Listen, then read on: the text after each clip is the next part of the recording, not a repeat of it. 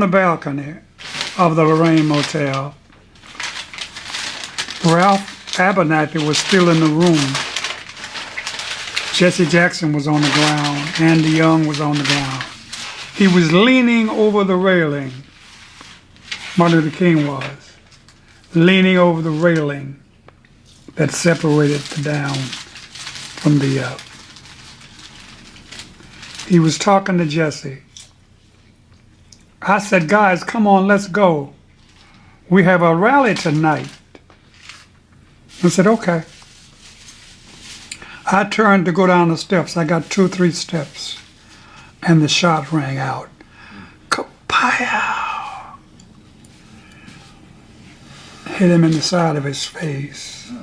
Knocked him to the floor. Knocked one of his shoes off. So I'm having a nightmare.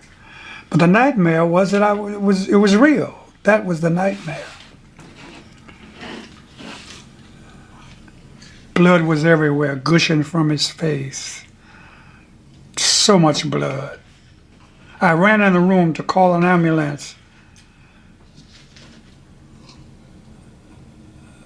The operator had left the switchboard, so we couldn't get a phone.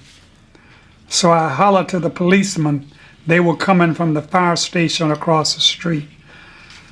Well, I hollered to them, call an ambulance on your police radio. Dr. King has been shot. And the police said, where did the shot come from? So there's a famous pointing picture of us pointing to the building where the shot came from. The ambulance came and took him where I told him to. And we waited. And we waited. And we waited. We waited. Finally, and I don't know how this happened, but finally the word came. We never used the word death. They never said he died. Never said that. Never used. We said we lost him. We lost him. All the places I could have been, all the places he could have been. Why was I there at that moment in time? And God revealed to me why I was there. Crucifixions have to have witnesses. Martin Luther King, all of his abilities, PhD at 28, Nobel Peace Prize at 34, the youngest at that time to get one. Could have been UN ambassador, all the things he could have been. And here he is dying on a cold concrete floor on a cheap motel.